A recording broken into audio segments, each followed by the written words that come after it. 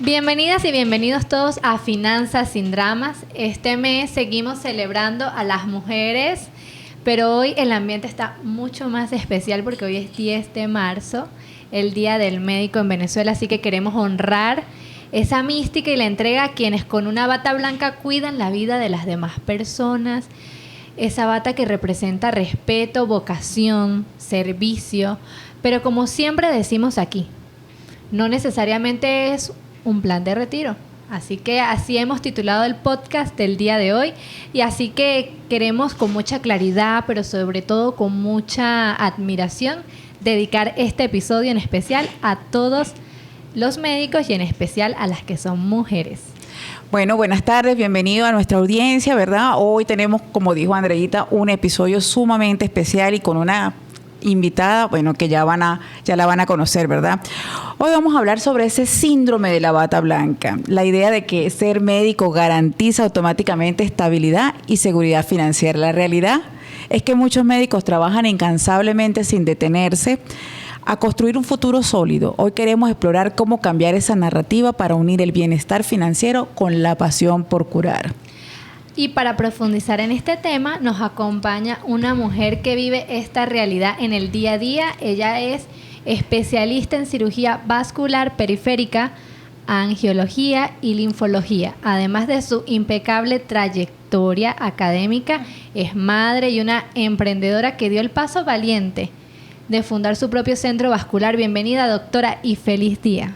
Hola, muchísimas gracias por esta invitación con este par de amigas que, bueno, las admiro muchísimo y de verdad les estoy sumamente agradecida de que me hayan invitado para hablar de este tema que pues es apasionante y tiene tanto que dar. De verdad que nosotras las mujeres hayamos pues destacado en todos los aspectos de nuestra vida, sobre todo en la vida profesional y poder tener a cargo a nuestra familia y que tanto se espera de nosotros en este mundo de hombres. Realmente pues es un honor para todos nosotros contar con estas profesionales y que ustedes me hayan tomado en cuenta para representarlas, pues de verdad me llena de emoción. Qué linda, Doc. Pues tu voz representa a tantas mujeres médicos que se entregan a su vocación, pero que también entienden que su bienestar es prioridad para poder seguir sirviendo. Gracias por aceptar la invitación. A ustedes. La doctora Carmen, para quienes no la conocen en las redes sociales, ¿nos dices cuáles son tus redes sociales? Sí, claro, en Instagram, DRA, Carmen Salas, y también Centro Vascular Vesalius, que es el lugar donde mi esposo, el doctor Cristian Pino, y yo pues ejercemos profesionalmente y pues podemos atenderlos con todo gusto. Qué bueno, doctora. Sabes que durante mucho tiempo se pensó que ser médico era así como garantía de éxito económico. O sea, ser médico ya eras exitoso económicamente. Pero hoy nos hemos dado cuenta que no siempre es así. Y doctora, en este día tan especial, yo quiero que recuerdes ese momento cuando te graduaste, ¿verdad? Que te colocaste la bata por primera vez. ¿Sentías que el futuro financiero vendría solo por el prestigio de la carrera? ¿O cómo ha sido esa experiencia en ese sentido? Bueno, para mí y para mi generación ha sido algo muy diferente a lo que imaginábamos. Por ejemplo, cuando yo decidí estudiar medicina, mi familia me aupaba porque los médicos, y todo profesional por supuesto, pero los médicos gozaban de un aprecio diferente. Los médicos eran un profesional muy valorado porque, pues bueno, tenía la capacidad de haber invertido mucho tiempo de estudio y tenía la capacidad de resolver problemas que son muy sensibles, como que alguien está enfermo, un hijo enfermo, una mamá enferma. Entonces, en esa época, por lo menos la de mis abuelos o mis padres, el médico tenía, además de que nuestro país era otra situación, por lo menos hablo de Venezuela, la capacidad de contar con un sueldo digno. Pero es que contaba con un sueldo digno hasta la persona que trabajara, ¿sabes? El sueldo mínimo, etcétera. Sin embargo, el médico tenía muchas capacidades y tenía muchos beneficios. De hecho, un médico solamente se enfocaba en trabajar en un solo lugar, porque ya con su práctica pública, muy raro el que ejercía privado, correcto, era suficiente para llevar a cabo sus proyectos, su familia, etcétera. Sin embargo, cuando ya yo estudio medicina, pues en ningún momento se habla de eso, porque nadie nos enseña y tampoco nos dicen que como que cuando nos graduamos te confiero el título de médico y aquí este cheque. No, depende mucho de ti, tus capacidades y lo que uno quiera trabajar. Yo siempre decía, Doc, que cuando, no solamente en la medicina, sino que cualquier título profesional, uno tenía la idea, o los padres tenían la idea de que tú te graduabas y en el momento que recibías el título, recibías la llave del apartamento y la llave del carro, ¿no? Y ya estaba listo. Y resulta que no es así. Entonces, pero así como en muchas otras profesiones, como usted lo acaba de mencionar, también en la medicina está, nosotros lo llamamos el síndrome de la bata blanca, que es cuando se denomina aquella cantidad de excusas o de justificaciones que nos damos para no ver la profesión como nuestro medio de sustento, exacto, sino que es una vocación pura y plena al servicio de los demás. Y nos olvidamos de que si el médico realmente no está bien, pues mucho menos va a estar bien su paciente. Entonces, primero, el bienestar financiero comienza también por esa parte, ¿no? Identificar, hacia dónde voy, qué servicio le voy a ofrecer a mi paciente, que por qué me encanta traerte para acá y para mí es un honor, o para nosotras es un honor haberte traído, Carmen, porque tú representas como todo eso junto, ¿no? La parte de cómo la vocación se ha vuelto prácticamente un centro de bienestar. Besalio es un centro de bienestar para tu paciente. Desde que uno llega y toca la puerta, ya uno siente que está en otro lado donde el servicio va de la mano con toda la vocación que ustedes prestan. Es que así debe ser, ¿no? Ya no podemos nunca perder el norte de que nosotros somos unos prestadores de servicio, de que realmente debemos estar ahí por convicción propia, porque nos gusta, pero tampoco podemos permitir que se nos falte el respeto diciéndonos que como eso es una vocación debemos hacerlo gratis o hacerlo sin recibir nada a cambio.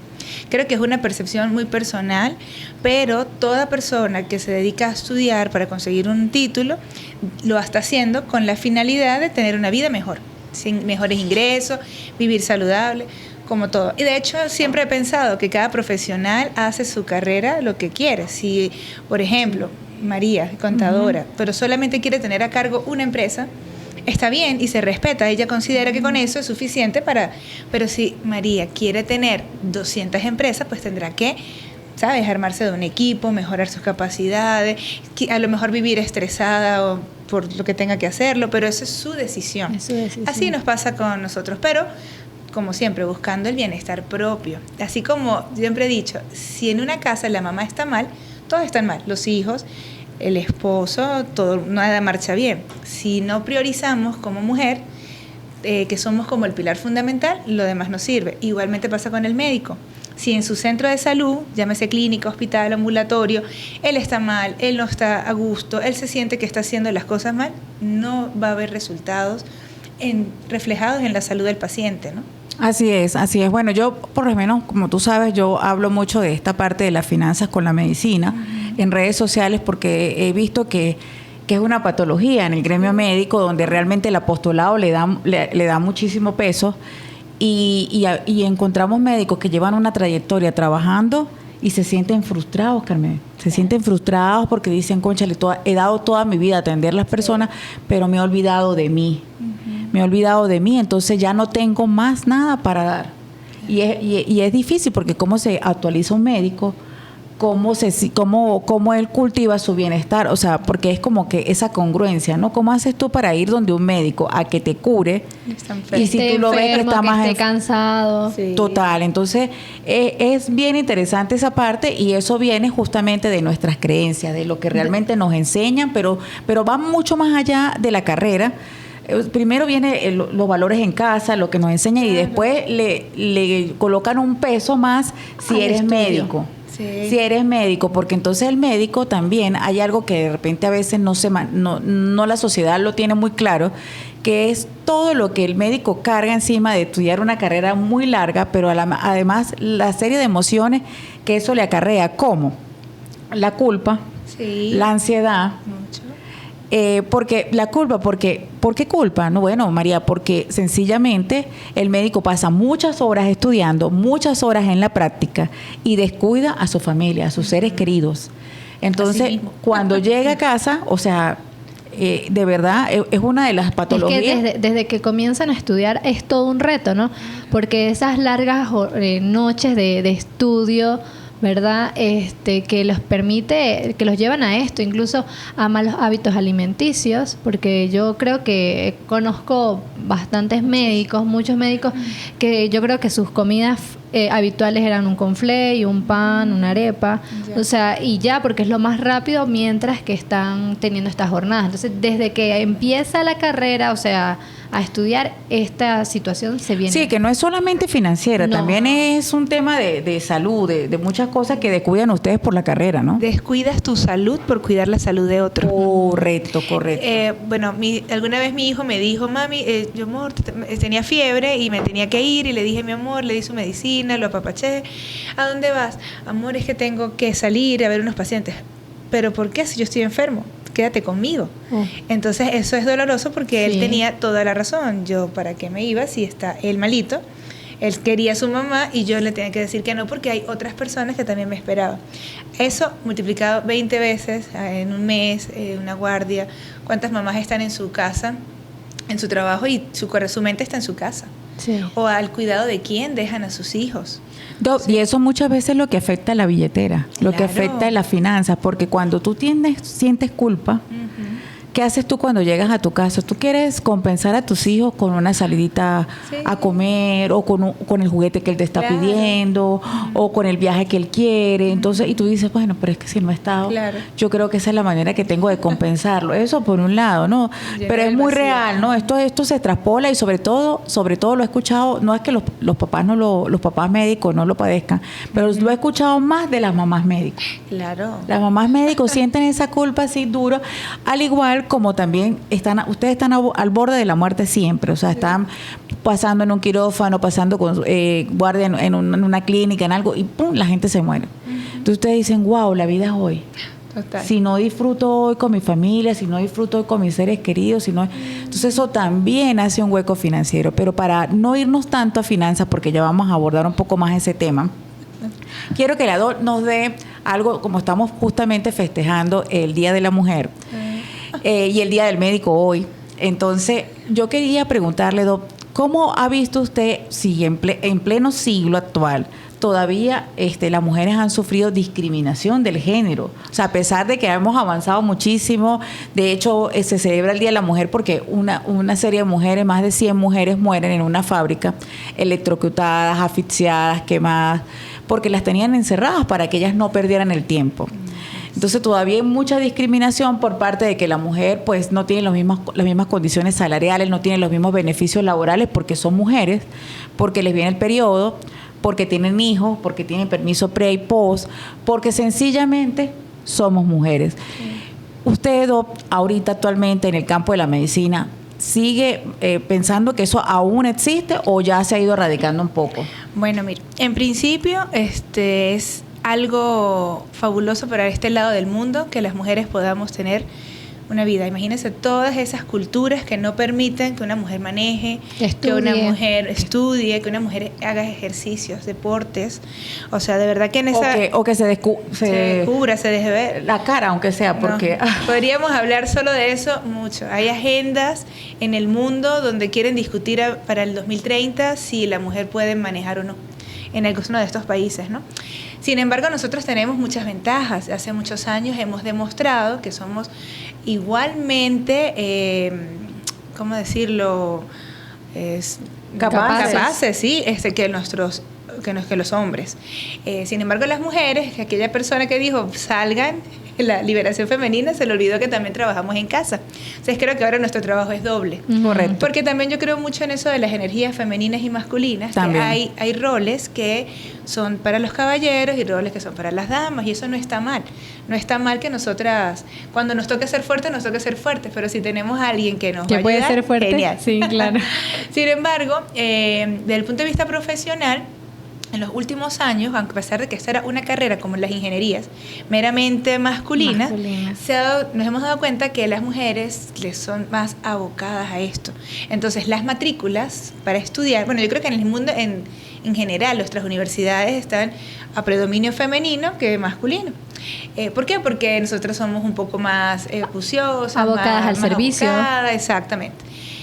Sin embargo, medicina era una carrera netamente masculina y siempre se dudaba que una mujer podía hacerlo. De hecho, se le reservaban los trabajos más minuciosos, como el de enfermería, todo eso. Lo hemos demostrado, somos capaces. Yo de verdad he tenido como quien dice, el lujo de tener de maestras a unas cirujanas espectaculares, que son unas mujeres capaces, habilidosas con sus manos y con su mente rápida para resolver problemas. Pero de verdad que también sigo viendo que sigue habiendo cierta discriminación. Alguna vez lo discutía con muchos colegas, sobre todo en la zona de los Andes. Uh-huh. Las mismas mujeres prefieren ser atendidas por médicos caballeros. En el caso mío, en particular, yo ejerzo con mi esposo, que tenemos la misma especialidad. Lo único que se nos separa a nosotros es 9 meses de diferencia de edad. De resto, nos hemos graduado en los mismos días, hemos recibido la misma formación. Cuando vamos a un congreso, vamos juntos. Todo lo que vamos a adquirir, lo adquirimos con esta intención de usarlo los dos. Entonces, bueno, genial. Sin embargo, hay veces que estoy en la sala de espera y las pacientes que no me conocen son muy específicas. No quiero que me atienda la doctora, quiero que me atienda el doctor. Y eso es algo que antes yo sentía, pero ¿por qué esta señora lo hace? Pues a lo mejor me lo tomaba personal. Pero no, es que ellos eran referidos a ese doctor y querían. Pero por alguna razón me tocaba atenderlas a mí y cambiaba todo, se calmaban, se sentían a gusto, pero hacía que yo me esforzara más para que no pensara que yo le iba a quedar como mal o iba a tener una atención deficiente. Entonces creo que así nos pasa siempre, nos tenemos que esforzar más para ganarnos el respeto de nuestros iguales, de nuestros jefes, de nuestros compañeros. Y eso creo que le pasa al arquitecto, le pasa al ingeniero, le pasa a toda mujer con poder que tenga a su cargo un equipo. Qué linda, Doc. Cuando te escucho, es verdad, totalmente cierto. Lo que me llama muchísimo más la atención es que seamos nosotras las mujeres. Claro. O sea, las que discriminamos, ¿no, Andrea? Sí. ¿Qué opinas tú al respecto? No, de verdad que lo que la doctora dice es totalmente cierto y yo lo he visto. Ese hecho de que sí haya que haber ese esfuerzo como un poquito más, cuando realmente, como la doctora dice, han tenido los mismos estudios, la misma capacidad, se desarrollan en el mismo ambiente, claro. Pero es muy cierto, realmente es increíble que todavía a estas alturas esta situación pase, pero también sé que este tipo de espacios son canales que permiten como abrir un poquito la mentalidad de las personas y de educar, que pues también tenemos que darnos la oportunidad a nosotras mismas y apoyarnos a nosotras mismas que somos mujeres. Claro. Correcto. Y yo tengo una percepción un poco distinta con respecto a eso, no es porque sea mujer, o sí, porque soy mujer. Puedo decir que yo creo que es una mujer con hijo es mucho más responsable que cualquier caballero, ojo, sin discriminar, porque yo pienso que la responsabilidad es un valor personal, ¿verdad? Y yo digo que cuando uno tiene unos hijos en casa esperándolo, o unos hijos donde tengo que pagar colegio, donde tengo que pagar guardería, yo creo que yo soy más responsable. Y es más, me pongo por encima tantas responsabilidades para que nuestros hijos estén bien, que bueno, yo he sido una empleada espectacular, pues. Sí. Entonces eso es importante. Entonces, ¿por qué decir que porque tienen hijos, porque una de las condiciones que hemos visto es porque tienen hijos, va a faltar? No. Porque tienen hijos, y muchas veces, bueno, no sé tú, doctora, pero bueno, a lo mejor yo sé que tienes ayuda, pero igual uno no se quiere perder tampoco una actividad de sus hijos. Supuesto. Porque eso pasa y no regresa más nunca. Esa parte no se recupera más nunca. Entonces, si uno tiene la bendición de aprovecharlo, pues sí, ¿por qué no? De repente, ahorita Andrea está viviendo un poco esa parte y nosotros tenemos... yo tengo un bebé de 3 años, un mini adolescente. Tiene un bebé de 3 años, en estos días cumplió años y ella me dice, voy a hacerle una actividad, era un lunes, vaya a hacer la actividad. Yo no pude hacerlo cuando tuve mis hijas pequeñas porque yo trabajaba bajo relación de dependencia, era otra época, era otra, y no se podía, y no podías tú faltar jamás, y menos por un cumpleaños, no el sábado, lo haces el domingo, no sé. O sea, eso no era excusa. Pero ahorita viendo el valor de la familia, viendo, doctora, que cada vez las mujeres quieren dar menos a luz, o sea, ya la mujer dice, no, decidí no tener hijos. Entonces la familia está en proceso de extinción también, como núcleo. Sí. Entonces, a mí me encanta las personas que siguen después de nuestros programas, ellos siempre dicen como que la familia ha estado en ese proceso, que al punto de que, bueno, no tengo hijos, sino tengo un perro, y tengo un perro y aparte lo castro. Ajá. Sí. No sé si se han dado cuenta. Yo les digo a ellos que es verdad. Es una tendencia. O sea, ya. Tengo un perro y lo castro. Entonces, bueno, yo pienso que el papel de la mujer sigue siendo fundamental, pero el del médico también. Sí. Entonces, para continuar con nuestro episodio, que es más aunado a finanzas un poco, ya viendo la doctora hablaba un poco de esa parte de la mujer y el hombre en el ramo de la medicina. ¿Cómo lidiar con eso, Doc, de que me gradúo de médico, salgo a ejercer, que no es fácil? No. O que cuando salgo me doy cuenta que hay 1000 profesionales también haciendo lo mismo que yo. ¿Cómo prestar un servicio y no morir en el intento? Claro. Bueno, mire, son tantas cosas. Yo pienso que lo más importante es una preparación honesta, ¿sí? Ahorita ustedes ven que el mundo digital nos ha cambiado. De hecho, ustedes ven que hay profesionales de 60, 70 años con capacidades fabulosas, que tuvieron lo mejor de mucho. Cuando, por ejemplo, Venezuela tuvo bonanza, tuvieron la oportunidad de salir, de ver tecnología, de ver procedimientos en otras universidades, de formarse muy bien. Y llegan aquí y, bueno, pasó todo esto. Están en el ocaso de su vida, que de hecho es una de las cosas que quiero aplaudirles, porque que ustedes puedan hacer la mención de unir la vocación de la medicina con la finanza, están visibilizando un problema del que nadie quiere hablar, pero todos quieren hablar. Es correcto. Decir, todos estamos disgustados por nuestros malos sueldos, pero si lo digo, sueno capitalista, mercantilista, que nos encanta el dinero, pero si no lo digo, ¿cómo ejerzo?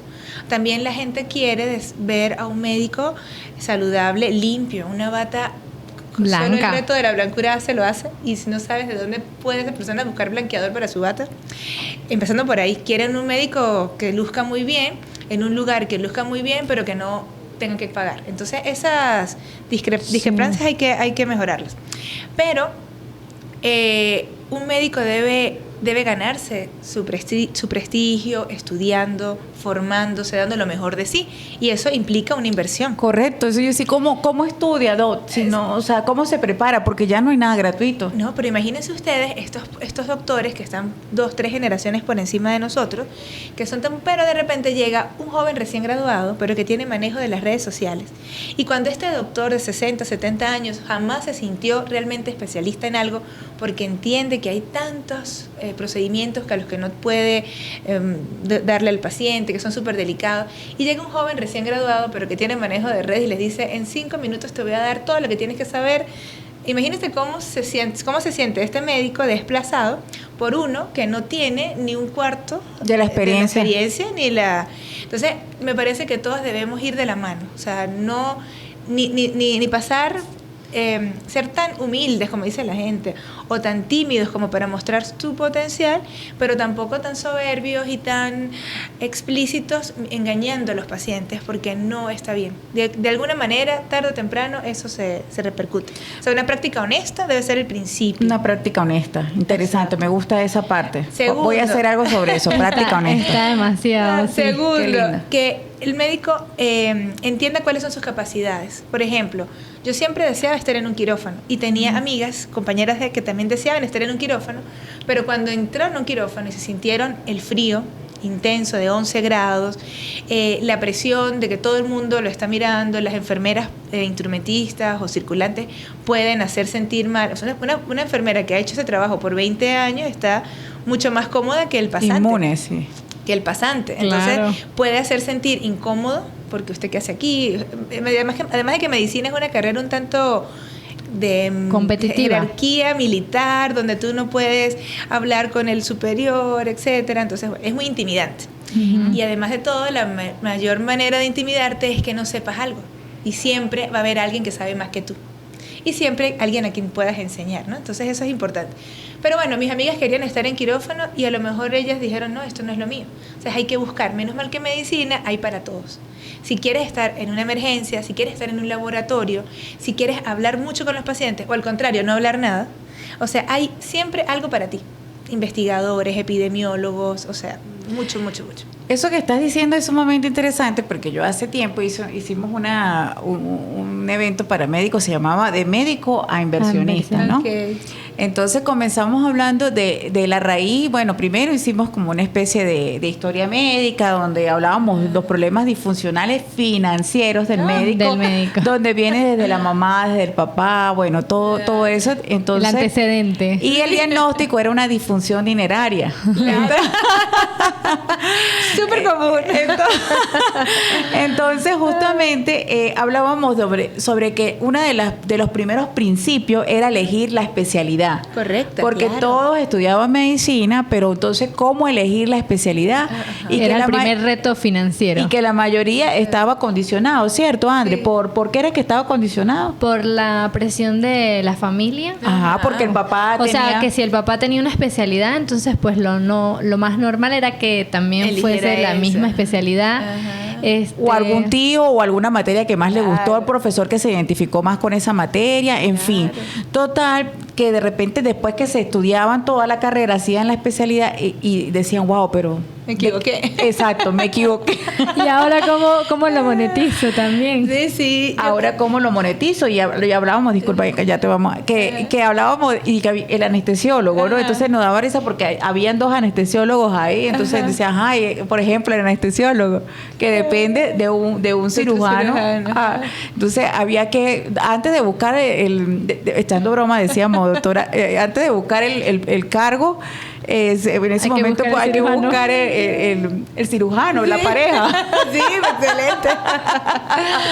Bueno, sí, claro, es que todo es una visión. Pues es que, al menos en mi caso, nadie me dijo nada. Por eso es que por eso te iba a preguntar, que ¿por qué estudiaste eso? Si yo pudiera, si algún joven médico me está escuchando, un estudiante de medicina de los últimos años, o sea, le estoy diciendo que con corazón vayan viendo qué van a hacer, porque es que además cuando uno está estudiando medicina, como que la gente le pregunta, ¿y tú qué quieres ser?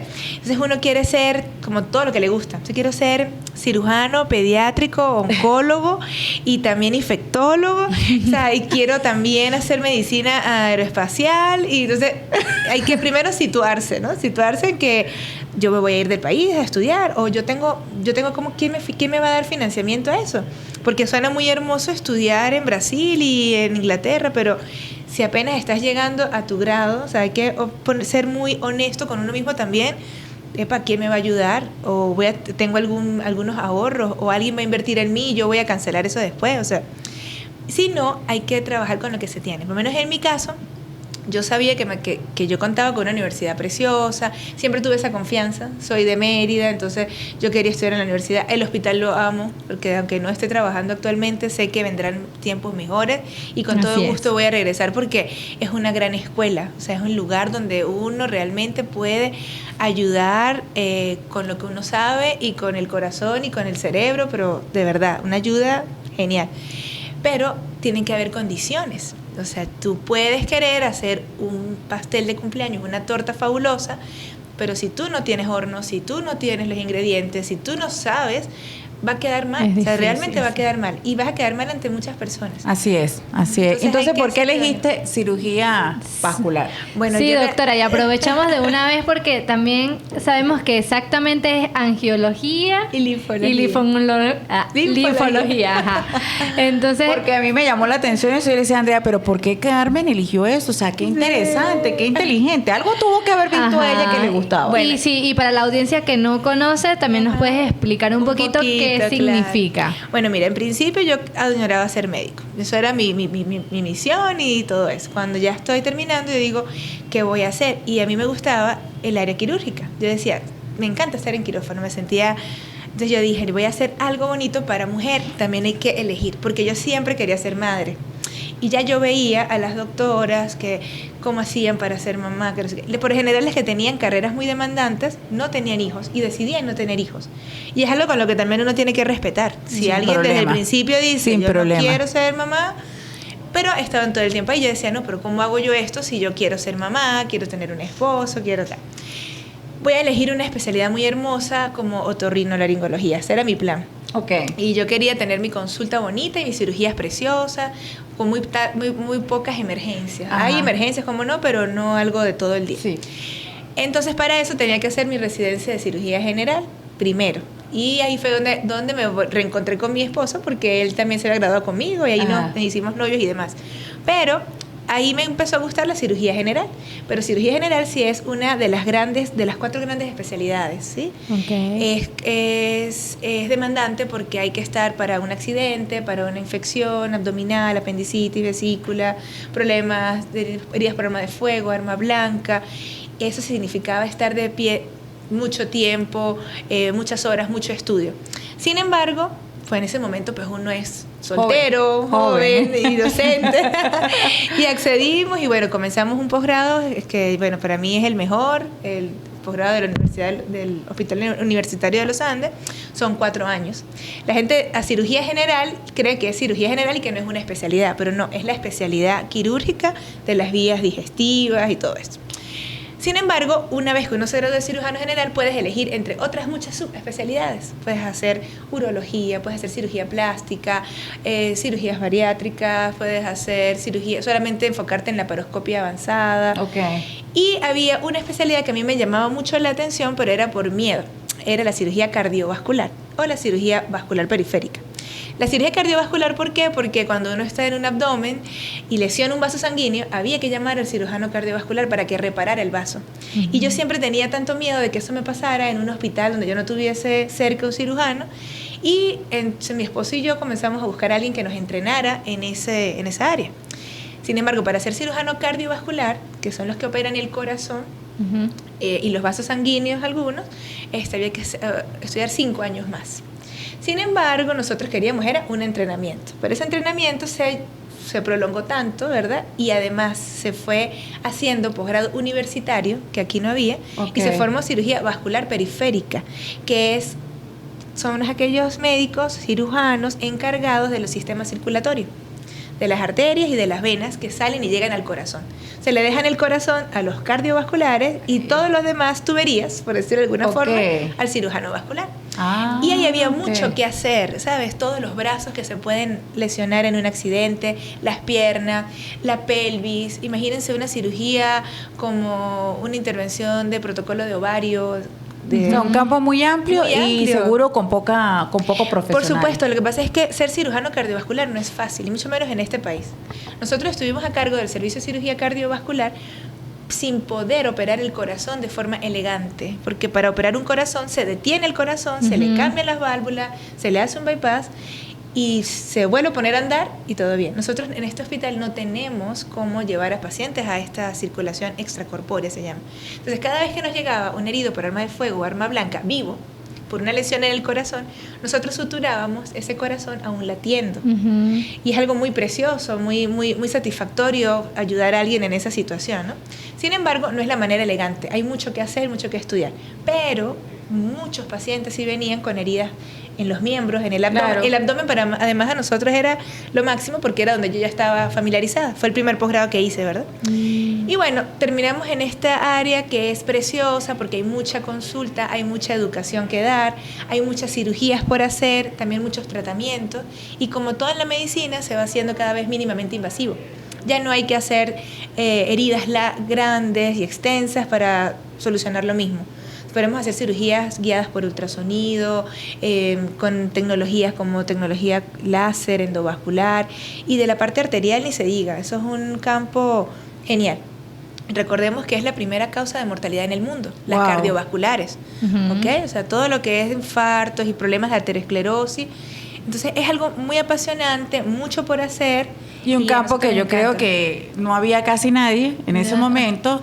y bueno, ya había mucha necesidad, me imagino. Lo que pasa es que demanda. nosotros los médicos, como son 6 a 7 años de estudiar medicina, Sí. un año de hacer el año Es de artículo admirable. rural, luego viene la residencia asistencial, 1 o 2 años, y luego sí, el primer posgrado, el segundo posgrado, tercer posgrado, y luego sub especialidades. Ujú. Nosotros nos medimos como por el tiempo. Es decir, ¿cómo voy a estudiar yo otra vez 5 años? ¿Cómo voy a estudiar yo otra vez 6 años? Ujú. Sin embargo, sobre la marcha entendí que no hay límite. De hecho, cada vez que podamos aprender algo, eso no va a ser en vano. Pero sí cuesta decirle a un estudiante de posgrado que ya estuvo 4 años bajo un régimen donde solamente, por lo menos en este caso, nuestros residentes venezolanos ganaban $1 Claro. y un bono de $40 Ujú. durante 4 años. Es decir, solamente pudo estudiar aquel que tuviera un papá, una mamá, una esposa, un esposo, Ujú. un familiar que lo ayudara. Ujú. Claro. Porque estamos hablando de personas de 27 años, de 30 años. Sí, claro, Doc. Y que sigan pidiendo para los útiles personales, para el pasaje, para una computadora, para una impresora.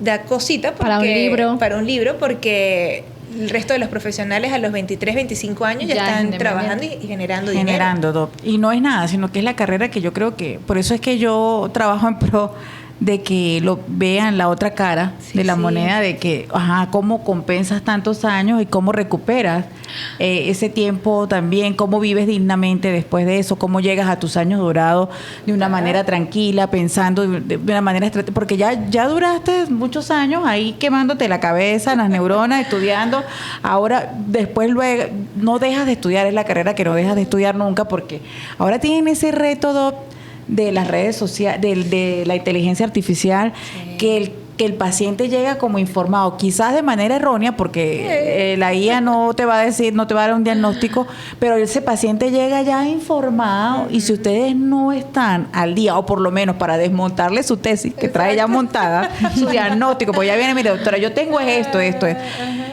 Oye, ¿cómo queda?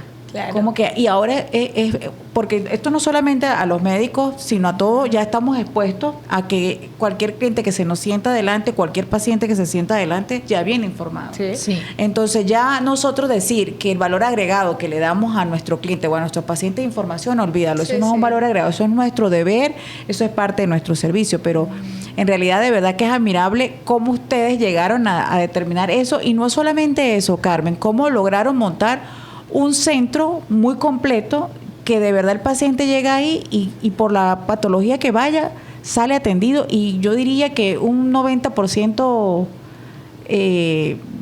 curado, pues, para no decir que el 100%, porque de repente uno se va con un dolorcito que se pasa a los 2 días, Claro, pero de ahí sale claro. totalmente feliz. Bueno, en principio quisiera pues, mencionar 3 cosas muy importantes.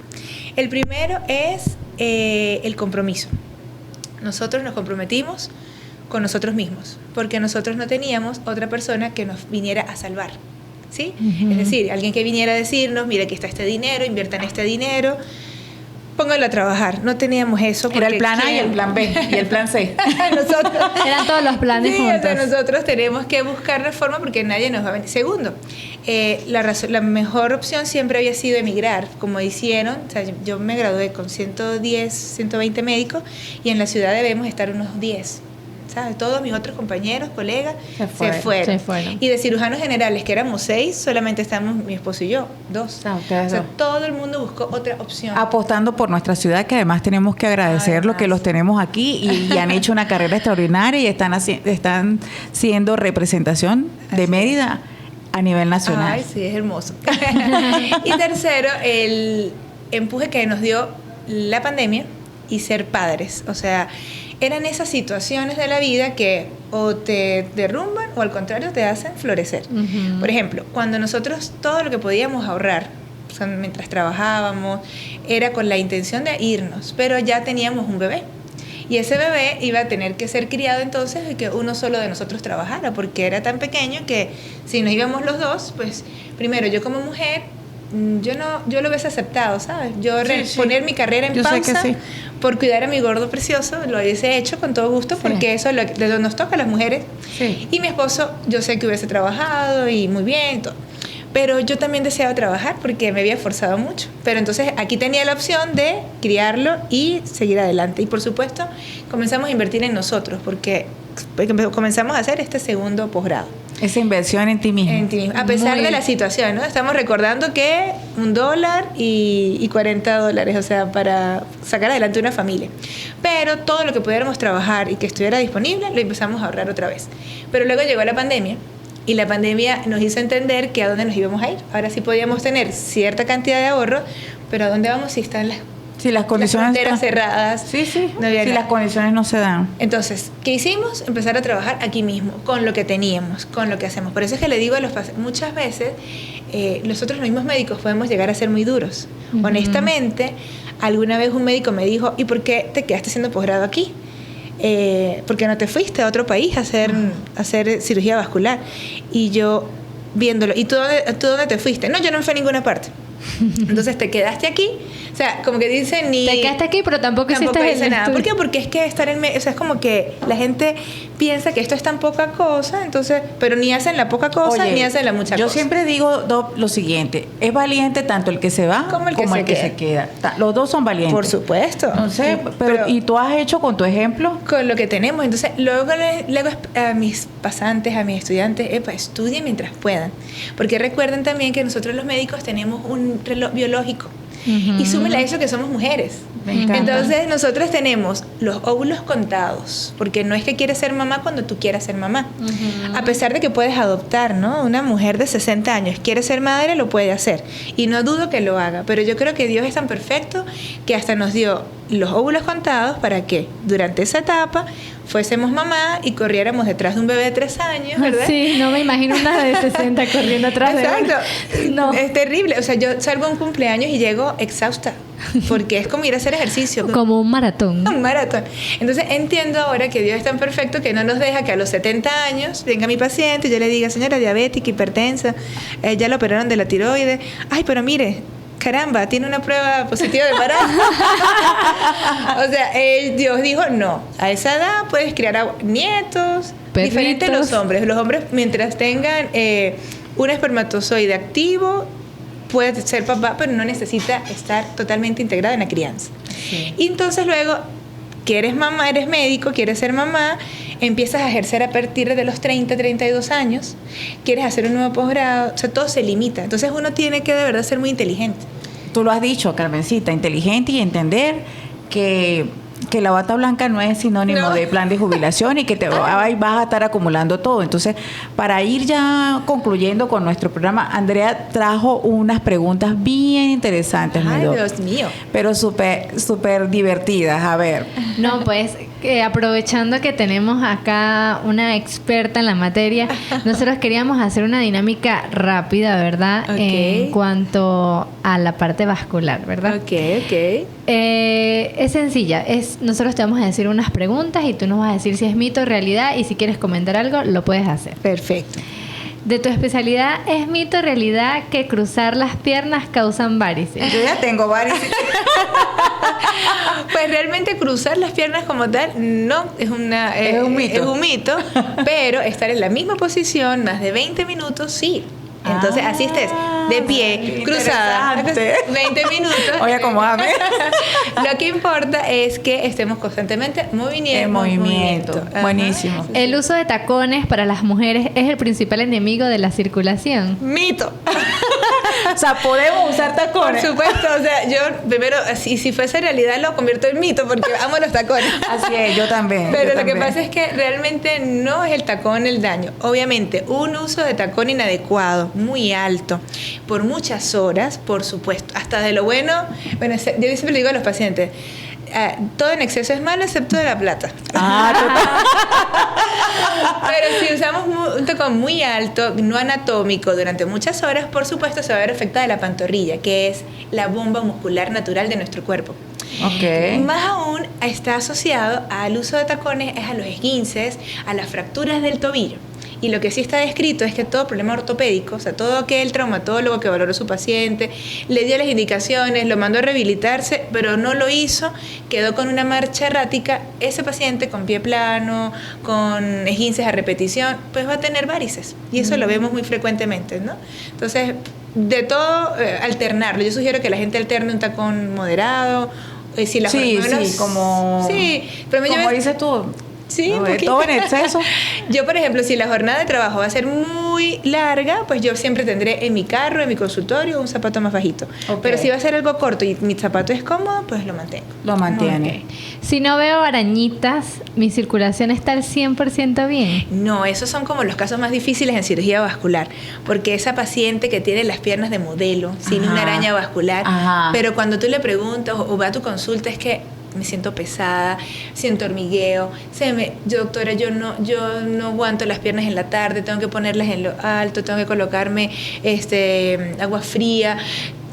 Esa paciente probablemente tenga una insuficiencia venosa que haya que buscar. Wow, entonces ya saben, ¿no? Las que nos están escuchando, si sienten esa sensación de hormigueo, de cansancio, calambre, pesadez, hay que ir con la doctora Carmen. Es más, hay pacientes entonces que tienen no arañas vasculares, sino anacondas vasculares, pero ellas no sienten nada.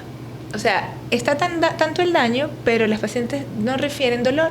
Entonces, no, como no me duele, no voy. Recuerden que el dolor es protector. Cuando algo nos duele y nos molesta, buscamos ayuda. Claro. Cuando no, lo dejamos pasar. Entonces, todo paciente con varices o con cualquier síntoma, hay que evaluarla. Oye, Carmencita, voy a ser una paciente tuya porque yo tengo arañita y no siento dolor. Y no siento dolor.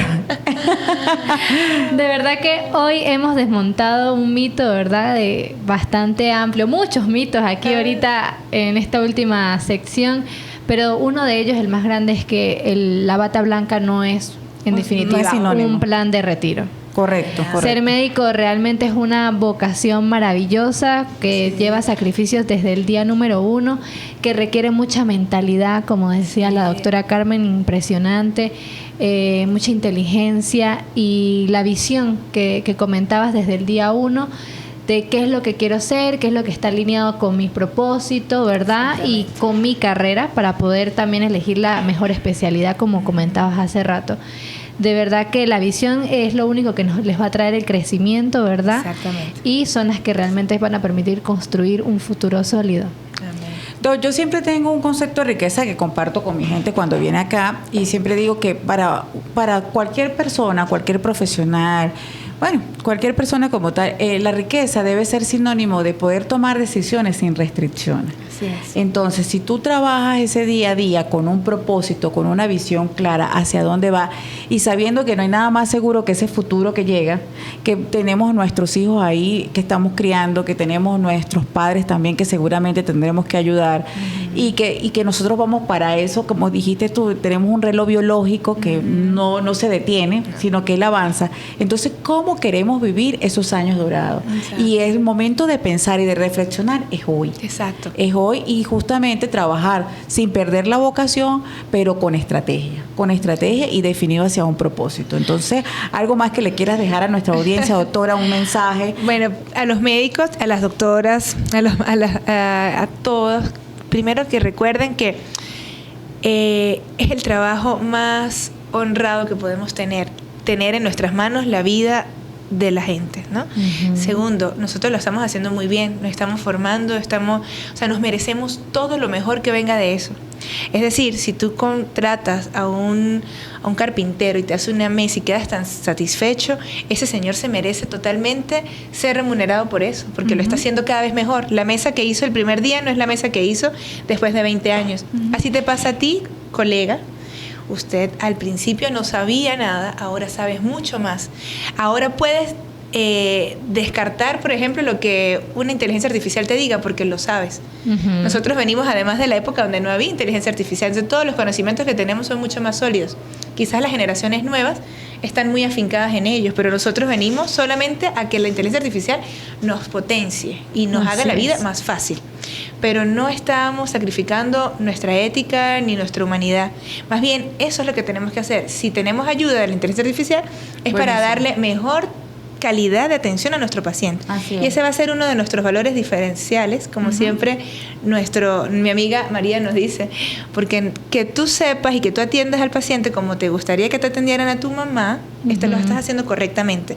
Y que tú percibas para eso un valor Muchísimo monetario mejor. que te permita invertir ahorita y disfrutarlo en el futuro, porque recuerden que somos como los modelos o los futbolistas, Así es. un tiempo limitado. Correcto. No es justo que nos veamos a los 80 años todavía intentando tener una consulta para ver si comemos, para ver si hacemos mercado, para ver si compramos nuestras propias medicinas. Y que imitemos en el muelle de San Blas, así como yo digo, sola en el olvido. Entonces, Claro, bueno, es nos verdad. merecemos lo mejor. Así es. Gracias, Carmencita, por haber venido. Yo te digo cariñosamente Carmencita. Me como pueden decir dice. Carmencita a todos. Sí, de verdad que, y bueno, agradecido para aquellas mujeres o hombres que nos estén viendo y que tengan esa dolencia en las piernas, que tengan esa arañita, que consideren que, bueno, el Centro Besalio está a su orden, ¿verdad? Sí. Están encima. ¿En piso qué, Carmencita? Piso 3, consultorio 303, 304 y ahora 313, donde además tenemos un centro de rehabilitación vascular, donde puede beneficiarse de medicina ortomolecular, de cámara hiperbárica, Para de los oxigenación deportistas hiperbárica, y- sí, para posoperatorios o preoperatorios. perfecto. En general, todo lo que esté en nuestras manos para ayudarlos a sentir mucho mejor desde el punto de vista vascular, estaremos a su disposición. Gracias, Carmencita. Gracias, Carmencita. De verdad que ha sido un placer y nos vemos el próximo martes. En otro episodio de Finanzas sin Drama. No dejes de seguirnos en María Virginia Finanzas y Andrea Jiménez. bye bye. No, dos, stream. Primer canal.